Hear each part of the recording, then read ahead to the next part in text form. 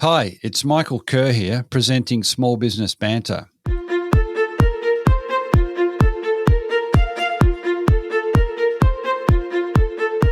A healthy micro and small business sector means a successful economy and a more vibrant society. Small Business Banter is about helping regional business owners better prepare for current challenges, but also for the next stage of business success. I'm Michael Kerr, founder of Kerr Capital, advisors to business owners.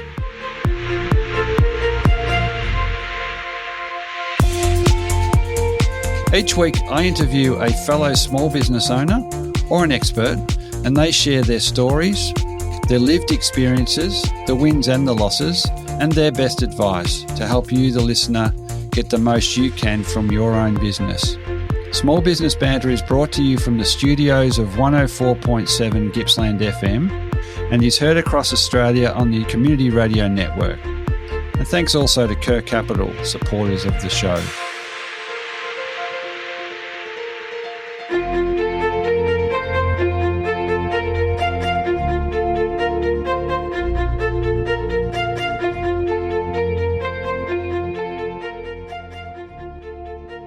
Welcome in to another edition of Small Business Banter Community Radio and Podcast.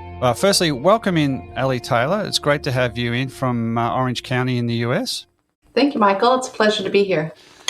Allie is multi-talented, but what we're going to be focusing on today, she's going to talk in a minute about her background, but we're going to be talking about business, the psychology of business ownership and the psychology of business owners. So, Allie, do you want to just give us a couple of minutes on your background and interest in the area of business owner psychology, please? Sure. So I won't go all the way back to my mother's womb. Going back a little way probably is helpful. When I was doing my undergraduate work in biology and chemistry, a close family friend had a failing business. So he asked my husband and I if we'd come in and help him out, and I found out that I love business. And we ended up buying it and turning it around, and that led to a series of acquisitions in the packaging industry that we would buy, turn around, and sell. Great. It was a great season until it wasn't, and that blew up my marriage and the business. Never wanted to do that again. Yeah. Got a master's in marriage and family therapy. And realized I hated being in a little room, but had a really great client, a couple I thought was just going to check the box on the way to divorce court. But they stayed for the whole year. And at the end, the husband said, "This thing that you did with me and my wife, can you come do that with me and my management team? Because those same behaviors I do to them, and I think it might be worse." And so I got to go play in that space for a little bit and found out that I really love it. Didn't know that could be a career, so I took some executive roles, running operations for an enterprise that had foreign staff in 27 countries, leading a communications team at one point, lots of different type of executive experience. And then I met my current husband, and he thought it'd be a brilliant idea if we did management consulting, so we jumped out and did that. He was just my partner. I was not getting married again, didn't want to be in a family business. But you can't control that, can you, Allie? Can't control it. And he's the Kiwi in Orange Kiwi, which is one of your entities. And yeah. A lot of deep exposure to family business, very close, particularly in that first one.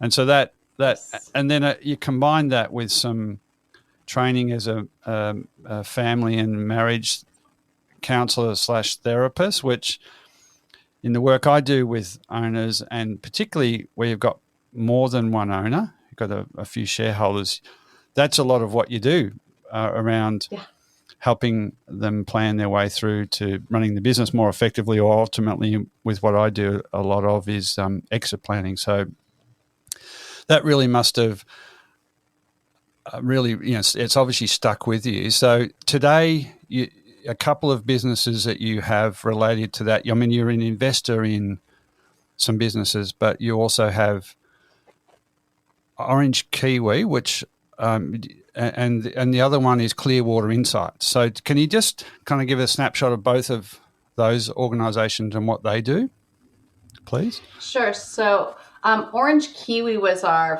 first business. My husband and I, general management consulting. That ended up morphing into what it is today.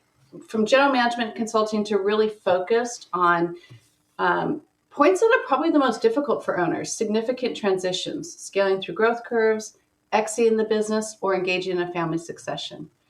And what my husband, who's way smarter than me, said is, if we're going to do that really well, everything we do is evidence-based. I need to go back and get my PhD in understanding the psychology of low to mid-market owners and their management teams at points of transition. That work culminated in what we call Clearwater Insights, which is our brand that is focused on advisors. And the reason we wanted to focus on advisors is because when advisors come in and they don't know how to work well with an owner's psychology, they create a whole bunch of mess and more. They come in with the intent to help and a heart to help, but they don't know how to engage with the family well. And so it creates more challenges, not less. And so this tool helps them understand the psychology of the owner or owners and their own psychology so they can adapt the way the advisor works, not the way the owner behaves. Yeah, I think by implication, one of the things you said there was that even the psychology of the business owner or owners can also change around, I'd expect that, when there's a peak event or something significant that you're not necessarily going to operate the same way as you do when things are, So, and that for advisors, so we're talking here about exit planners and business brokers and M&A executives. It's critical that for the success of that process of a transition and to get a good outcome for the owners, whatever that is, you really do need to have another set of skills in your kit bag, and so that's what that ownership transition profile, data heavy, is all about. Is that right? It's a kind of profile. Yeah, that's correct. It measures certain psychological dimensions of the owners, and that data translates to a story then that advisors can put into context. And so the advisor can understand, this is my process and this is my bag of tricks and how I really like things to work. I loved your bag metaphor there. This is how I'd really like things to work because it worked for my business process. But oh my goodness, this is what the owner needs. So how can I reorient that toolkit to meet the owner's needs? Okay. So you've had a deep dive in, was it at Chicago that you used the Chicago Correct. Business School, was it, or Chicago? Chicago School of Professional Psychology. Right. So what did you come away with in terms of understanding a archetypal or typical small business owner? Were there particular traits? I'm fascinated as to what they might be, and secondly, if they're different to the rest of the population, the non-small business owner population. Yeah. So I think you've been in the business long enough. No two owners are ever the same, ever. But the really cool thing about human behavior is while we're all unique, we behave in ways that we look for patterns. Our brains are just wired to look for patterns, right? And so as I dove into the research, lots of researchers before me had already identified some personality traits that make owners successful, that allow them to thrive. And there's 5 of them. And then I also found it really interesting data in the US around, they do a small business census every 5 or 6 years, and they put out data that shows different statistics around small business in particular. So you take out all the farming businesses and you start to look at businesses at different thresholds, and there were significant drop-offs that market forces, economic environment couldn't explain. And when you dive into the research, you start to see it's the psychology of the owner and these personality traits and how they satiate certain motivational forces and drivers through their role as owner that allow them to be successful where most fail. So only 96%, only 4% of all businesses ever get over 1 million US in annual revenue. Yeah. And that's pretty consistent in other countries. I suspect it'd be very much. They can't scale. Yeah. Yeah. And which will come back to those 5 personality profiles or traits, but that, and then the extension of that only 4% scale, a big question for me is always, there's a lot of pressure on the other 96 to, well, why aren't you? And so I love to come back to, well, why do you? Can't you just, if you're happy with a business at $1 million and you're suited to running that, anyway, that's another issue. You're happy, yeah. Yeah, and ultimately, I think in business it's there to serve a purpose, and they can be different things, financial, emotional. But so those 5 traits that you uncovered, what are they? Interestingly enough, I didn't discover them. They're been in the research for a while. Yep. So the first one is not a surprise at all. They tend to be highly creative, highly innovative. And so there's a personality trait that is specifically tied to innovativeness, and it's their ability to see things other people don't see, take advantage of opportunities nobody else can, and solve problems just in time. So highly innovative. They can tolerate ambiguity and uncertainty at levels that are greater than the average person. Right. They have a higher risk-taking propensity, but it's not risk that is born of, not like a gambling, addict who would go bet it all on red or black, or not even an addict, like a person who would bet it all on red or black. That's not the kind of risk. Yep. It's risk they think they can control. They have this is not going to be a surprise either. They have a very high need for control, and they have what's called an internal locus of control. And what that means is they believe they can change the circumstances around them, and they can exert force on the world around them to achieve their goals, as opposed to people who have an external locus who feel like the world can do things to them. Their internal locus is very, very high, and it gives them a sense of confidence that they can drive through things and pass barriers that others can't. And Steve Jobs was probably the biggest example of this, in that he would create what they called a reality distortion field around him. And people around him would all of a sudden believe that they could do things that everybody said was impossible. Yeah, yeah. It's a gift used well. Yes, agreed. The last one is they have a very high need for goal achievement. And it's not just, I'm going to compete with, the brand down the street. It's, I'm going to compete with myself, and they're never satisfied. They don't really reach a level, a threshold where they feel like they've made it. They're constantly striving for what's next. Okay. Yeah. As you say, that sort of fits pretty well with a lot of the owners I've met, and so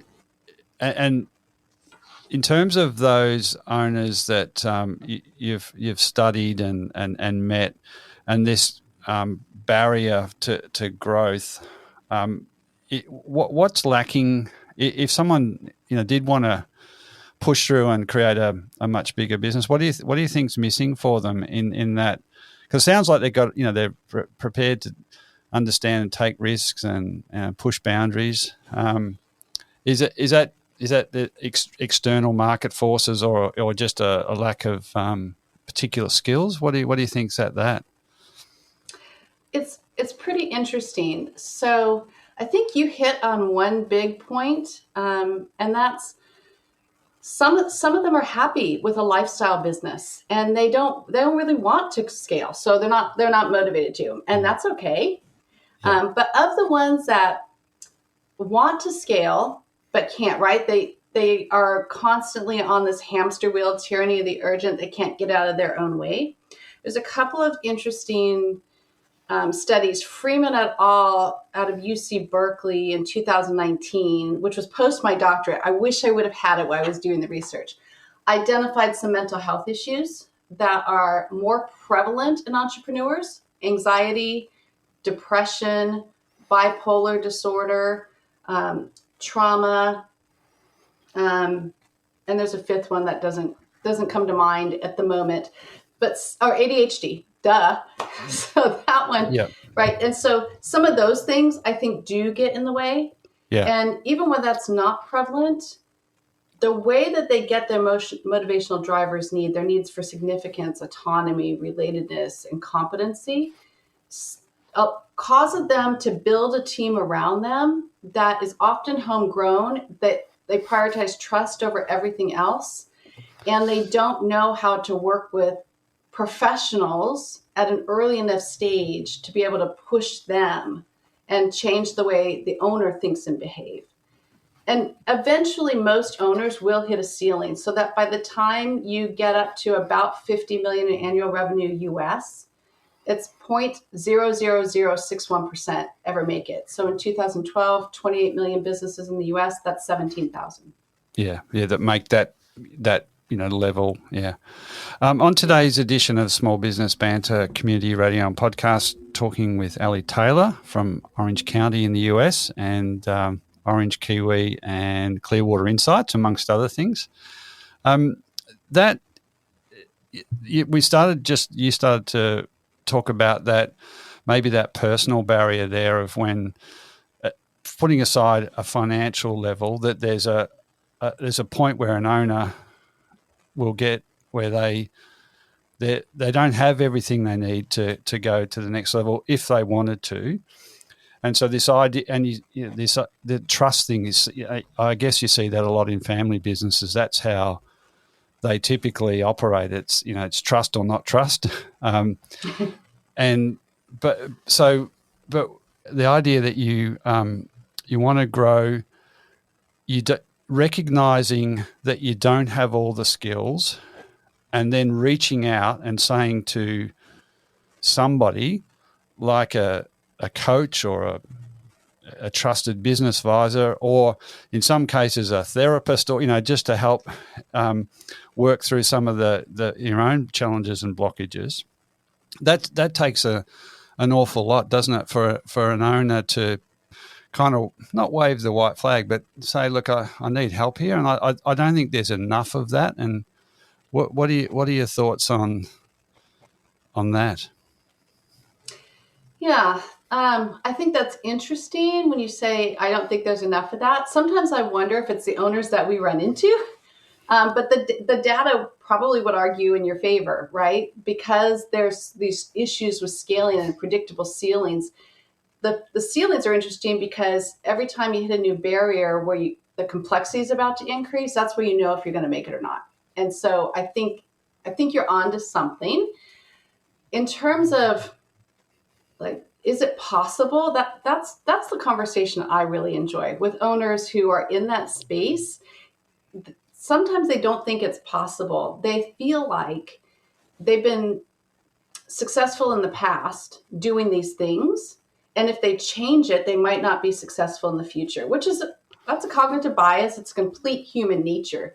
And so if we can give them hope and point them towards a time where they did change and they did have to let go of one thing before they can grab another, they can start to see, like I said, our brains are wired for patterns. They can start to see patterns in their own lives that they can conquer. So does it have to be a deep therapeutic session? Not always. Not always. I'm thinking of an owner on the East Coast in the U.S. His name is Bill. He's a great guy.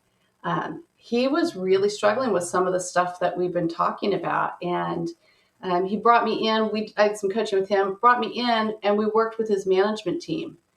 And it's just like that first owner that I met in therapy. Once you can teach the team to behave differently and interact differently, they make it safe for the owner to interact differently. And it creates synergies, right? So that's where as advisors, we can get out of the way and leave the owner in control, we get better results. So that was like 7 years ago with Bill. and he was stuck, plateaued for a lot of those reasons. Fast forward, he brought in a highly skilled management team around him. He built out systems and processes, more than doubled the size of his business, and just had a phenomenal exit, phenomenal. So he was able to do that. Yeah, and let go. You had to let go a bit.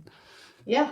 And whatever the trigger was, was he back then? Was this all part of a longer term exit plan, or was this I'm in a bit of a rut and leading to the business is going well? Now's a good time to sell.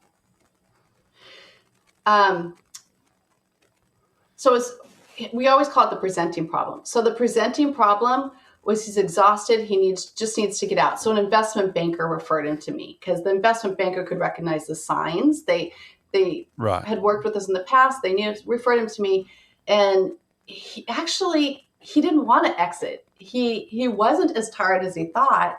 He was still in the game and wanted to have some fun. He was just stuck in the rut. Frustrated. Yeah. So get him out of the rut. All of a sudden, he gets the right team around him, and he's so much more energized. Now he can scale the business and take a bigger exit. So in that sense, no, it wasn't the reason he initially came, but helping him see you could take 2 bites. You can get some help now. Yeah. And then take a second, bite of the apple, exit a second time and make more money. He came to that realization on his own and was able to navigate the transaction without a problem.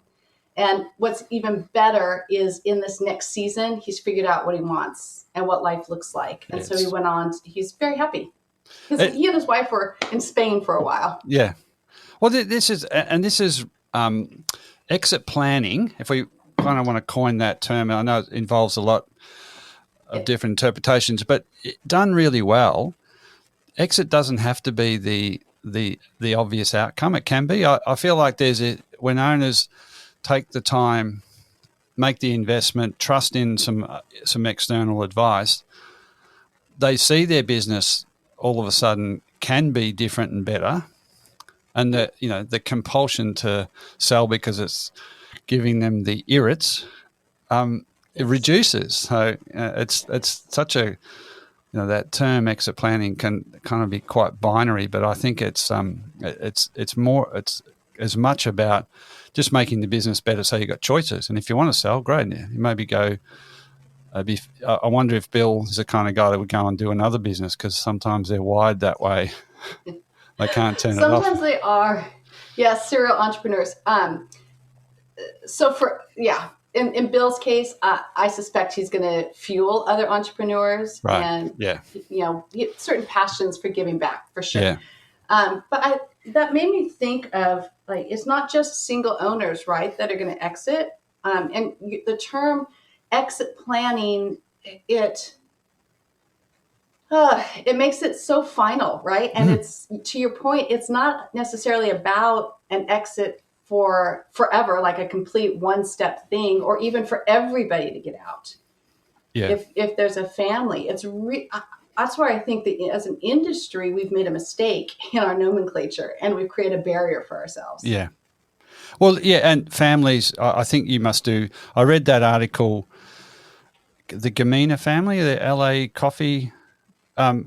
You obviously do a lot of work in family businesses, but it can also be with a group of disparate shareholders that maybe they're friends, maybe they're ex-business colleagues that kind of come together in a business and it's all exciting, and then the exit thing, we call it that, is so troublesome when they want to go at different times or haven't got a plan. So that, there's some good structure in the process of thinking about what if these different things happen down the line, or someone wants to get out, or we all want to get out. But yeah, it's quite binary.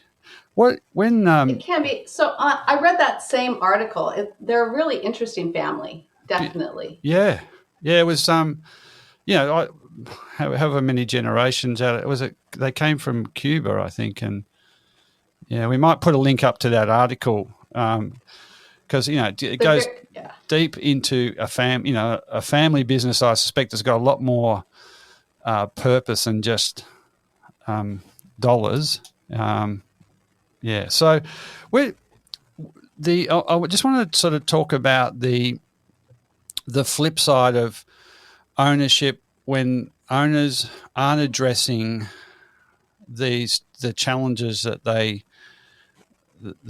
are seeing or presenting in a business not performing well, or presenting in terms of them not feeling right. How does it flow on to others in their environment, the staff, the family? Yeah. So whether it's a single owner or a family of owners, we refer to the psychological castle, right? So the person who's the holder of power, authority, control, and influence, the single biggest one, they're able to, particularly if there's weak family governance, they create a psychological castle that everybody else lives in. And so it's their own, they get their own needs met. Everybody works in a way that works with this person's psychology. And that can be a real strength and an asset when you're growing the business and when you're having to push through barriers. But at some point, you stop learning from others and they stop being able to challenge you. And you create frustration. And if there's weak family governance or the family system is sometimes toxic, then the psychological castle becomes more of a prison for everybody else. And the staff that will stay, the staff that are drawn to it, are staff that bring their own family baggage, their own history. We bring our family to work with us every day, whether we know it or not as employees, right? So they grew up in a system that allows them to stay and work in that environment. And a lot of people can be really successful working in that space, and that's okay. But when they hit a barrier and they try to conquer it, they can't get past it until they deal with that stuff. And that's where those are some of the most challenging pieces, right? It's the family system that shapes the organizational culture. Yeah. Yeah. And if it's could you expand the use of the term family to a non-family environment where it's a group of employees that have been in a place for, in a local community, in a smaller community where there's and it develops patterns and structures and ways of doing things. Yeah. Super interesting, right? So even if it's not a family business and they're just employees, that same psychological castle of the owner pervades. And these people who are there, so got another client, they have, I always have to mask because I can't talk about specific clients. So I can't give it away.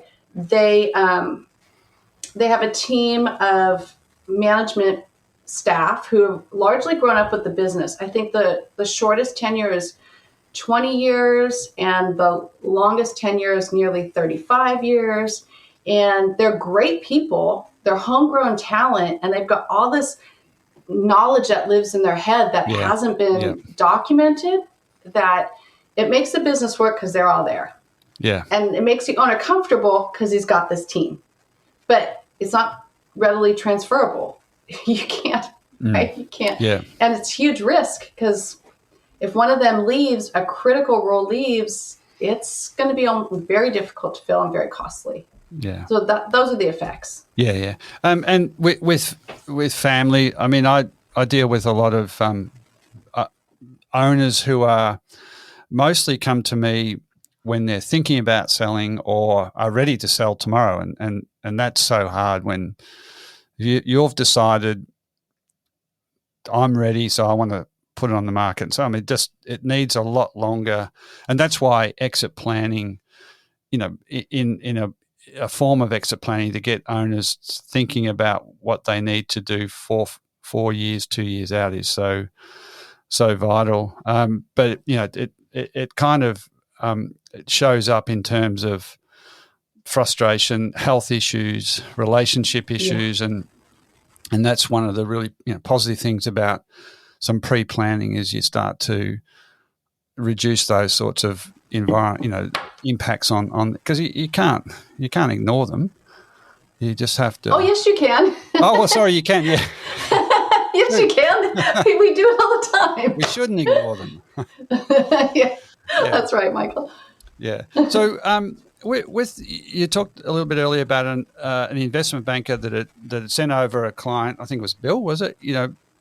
So let's talk about how advisors out there can better ultimately get, if they do this, tune in more closely to the sorts of issues we've been talking about. You'd like to think there's a better outcome all round. So what's the incentive for advisors who typically get approached firstly when it comes to a business owner wanting to sell or exit, or a family wanting to do that? So what's your advice to them?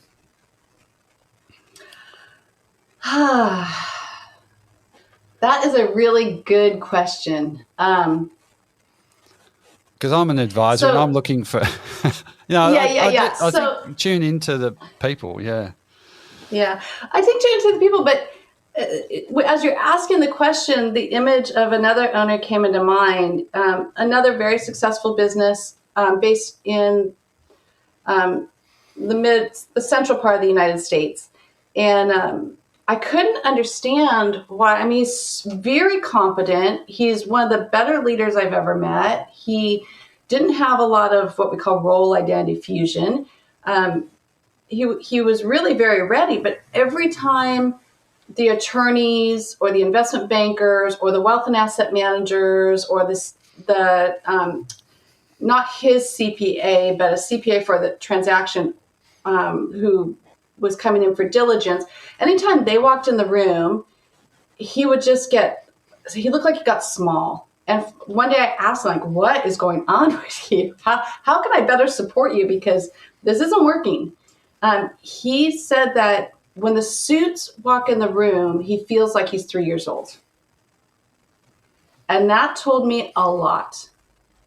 The advisors that come in the room, we bring expertise that the owner doesn't have. So we challenge their need for competency and autonomy, because we also take away their agency. They become dependent on us. Mm.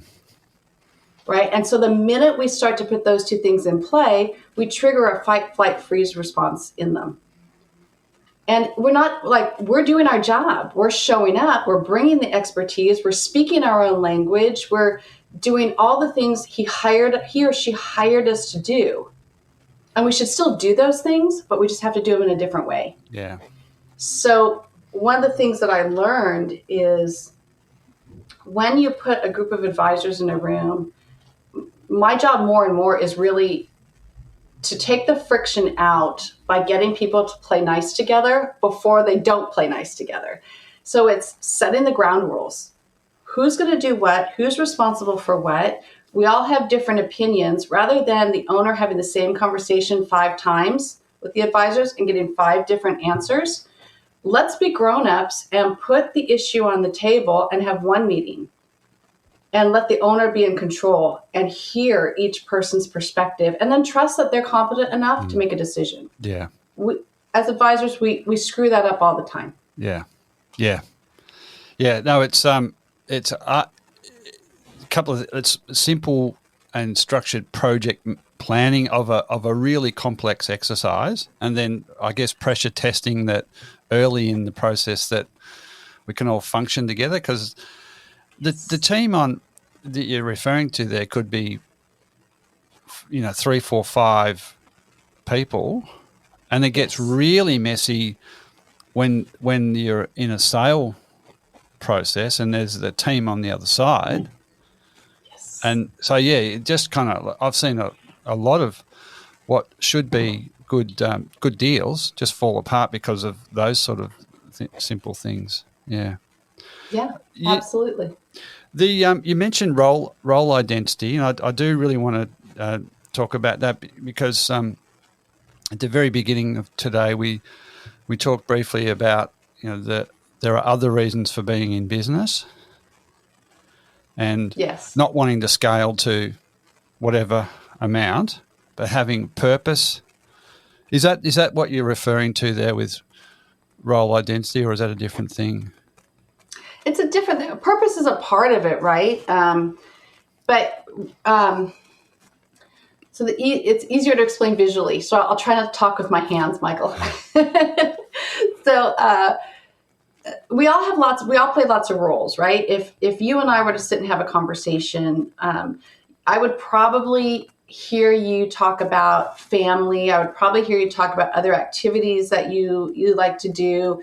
You're not just a podcaster. You probably play a sport, do some kind of athletic. You probably travel. You probably do all these different things, and you're taking on different parts of your identity as you're engaging in those different roles or functions, different behaviors, different thoughts, different ways of enjoying it, and different parts of you get satisfied through that. That is part of what keeps you healthy, is being able to move in and out of these roles pretty seamlessly. When the self-identity gets in trouble is when one particular role dominates and fulfills most of the psychological needs of that self. And what happens over time is the self-identity and that particular role identity become more and more fused, and you don't know who you are without that. Yeah. For business owners, it's the role of owner. For athletes, it's the role of athletes, etc. Yeah, and it's a realization comes at different times for owners or athletes when there is potentially this period afterwards where they're no longer that, and you know, like it's maybe a bit more obvious in athletics. If you're an elite basketballer and there's an age, you know, where that just isn't going to be possible, and with a business owner, I think maybe a little bit different. But you know, I've seen. And this is the thing that fascinates me deeply and why you become so close. You know, I work with owners every day, and it's the question that, as I said, the implication or the reason they come is typically, I want to sell now. Mike Finger from Exit Oasis in the US talks about this all the time in the way it should be talked about, which is you're trying to offload your problem to someone else. Call your problem child, your business, but yeah. So, I realise that so often, you know, you just can't achieve that. You've got to go back and reset. But you know, often there is this realisation, and they go, "I'm not. What will I be without my business?" And I think that's really. That's part of any of that sort of exit planning that we talk about, or just general planning for what you're going to do in your business, which you need to think about. But fundamental to it is, what will you do without that business? And if you don't have an answer to that, then no. Sometimes they'll say, "Look, it's not enough money." It's not about the money. It's about well, what am I going to do with my time? I love my dog and love my family. And I love playing golf, but I don't want to be doing that. I actually now realise that there are good days and bad days, but I actually love being an owner.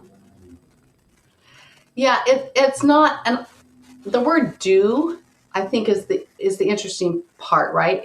It's not what they are or are not going to do; it's how they're going to be. So another owner once, I was listening to him, his big fear was being irrelevant after the transaction. People come to me and they need me. I sit on boards. I do all this thing. Am I going to be irrelevant? What he's really saying is, how am I going to get my need for significance met? How am I going to get my need for relatedness met? How am I going to get my need for agency or autonomy and competency?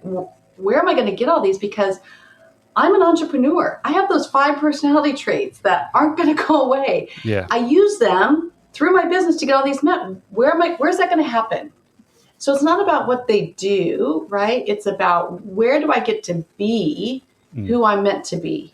And so when we talk about we can play golf, you can vacation, you can do this with your wife, we're missing the boat. We're missing the mark. Yeah, yeah. I think you said Bill from wherever it was going to work with other entrepreneurs. So you can use all that energy and experience and drive to be of significance or be of value. Yeah, you don't. But it does take time to think that through. Like if you're a busy business owner, which a lot of them are, and we've got to get away from this thinking, well, there's business and then there's selling, which works sometimes, but often not. You just need to somehow, maybe through those good advisors and through a planning process, realize that there might make sense for everybody, not just me, for the family, the staff, the customers of the business, for there to be some kind of transition. And it doesn't necessarily have to be all out either. It can be staying in, bringing in a manager, bringing in other shareholders, which creates a whole lot of other issues. But yeah, so then it's the issue of can you go from king to prince or queen to princess, right? Right. Yeah. Right, you're not the king anymore, or queen. You don't have sovereignty where you get to make all the decisions. Can you subjugate yourself to others? Yeah, that's yeah. How well, how do you tackle that? It's a lot of deep introspection and good counsel around you. You start with, can you subjugate yourself to your current management team, and if not, why? What's the barrier? Do you not believe in them? Do you not trust them? Do you not think they have your best interests at heart? Do you think you have a magic skill that they don't? What keeps you from doing that? And it's I'm being a little flippant. The conversation's much softer, and it's never one thing. But it's exactly the kind of message that you've got to get across. Yeah. So get them to start to do that with people they already trust. That's far easier than trying to get them to do it with new people. Mm-hmm. Like advisors or new owners, new partners. And that trusting, it's not easy to trust. And I certainly think that the owners I've dealt with over the years do trust, but not easily. And sometimes they make it really, they put the barrier so high, it kind of does themselves a bit of a disservice. But yeah, that I think what we're saying is there's you got to be more aware of your own profile, your own needs, the reason you have a business, and what is the next stage with Orange Kiwi and the Clearwater Insights. Can you just give us a little bit about how you do work with and the kind of clients you work with, and then I want to just relate that to.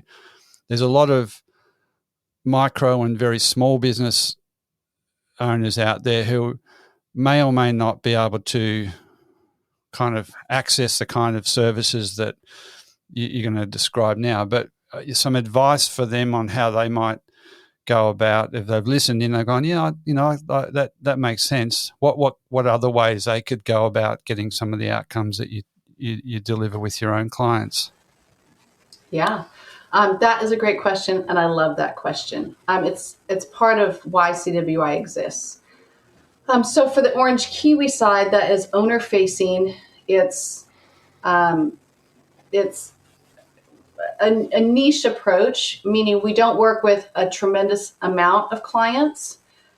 We work with owners that are in the higher part of the low end of the market. So north of about 30 million up to about 1.5 billion. And the thing that they have in common is there's complexity. So, it's often a family business with multiple shareholders. Some is 177 shareholders in one case, and growing.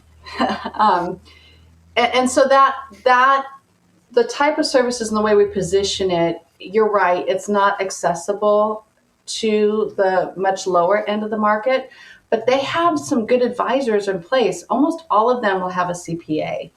And having a really good, high-quality CPA that isn't just helping you look in the rearview mirror about what happened in filing your taxes, but has more of that strategic CFO approach or a good coach or exit planner who, I'm hesitant using that term, that has that kind of that forward-looking skill that can help guide you. Yeah.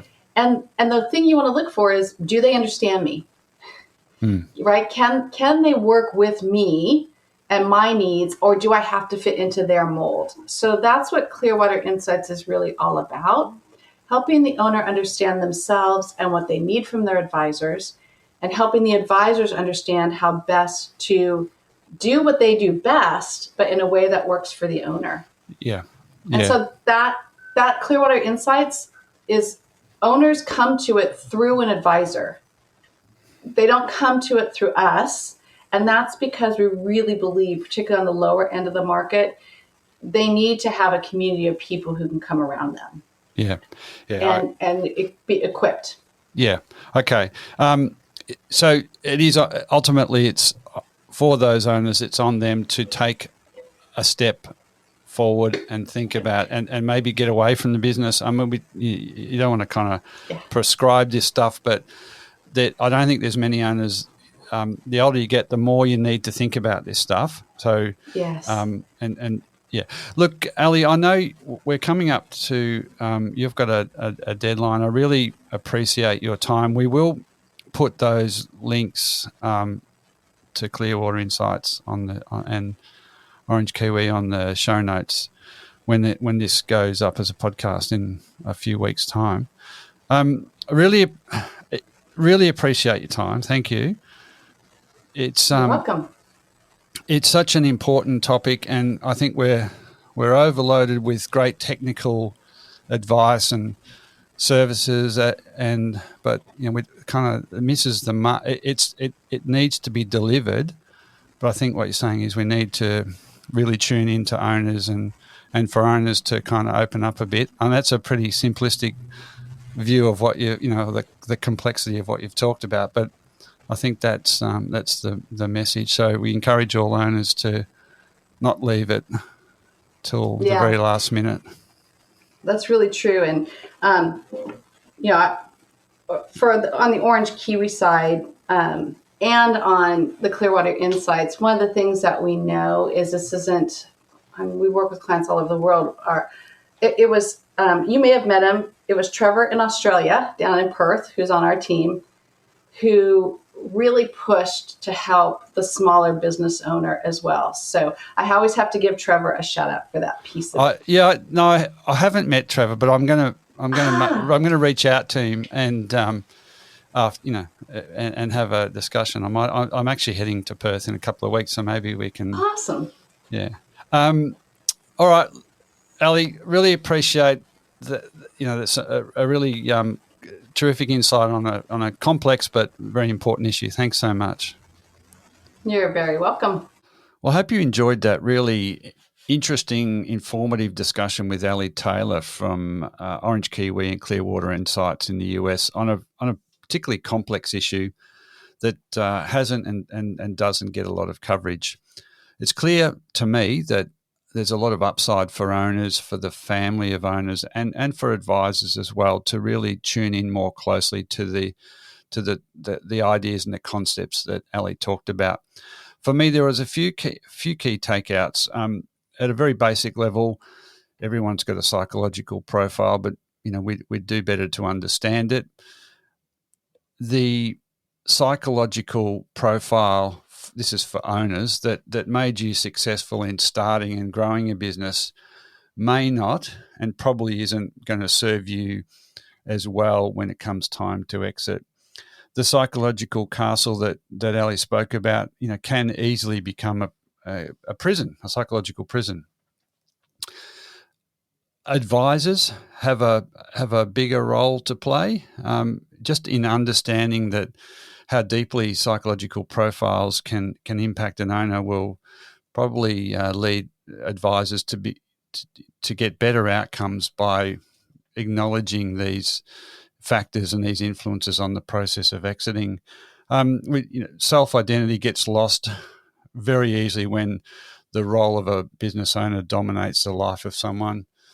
And it's most importantly, it's critical for owners at the time of exit to get used to this idea of subjugating yourself when you were the king and now you've got to become the prince, or you were the queen and now you've got to become the princess.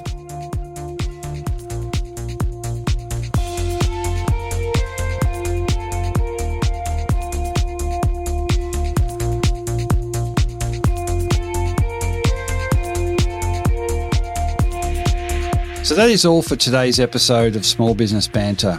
I continue to be inspired, bringing you small business experts and other small business owners and hearing their stories. If you want to listen to any past episode, jump onto your podcast platform of choice and search Small Business Banter. There you will find a diverse and fascinating collection of small business owners and experts openly discussing and sharing their experiences. For any of the links, resources, or information we've talked about on the show today, or to contact me, please head over to smallbusinessbanter.com, or you can find us on Facebook and Instagram. And it would be great to have you tune in the same time next week for another episode of Small Business Banter.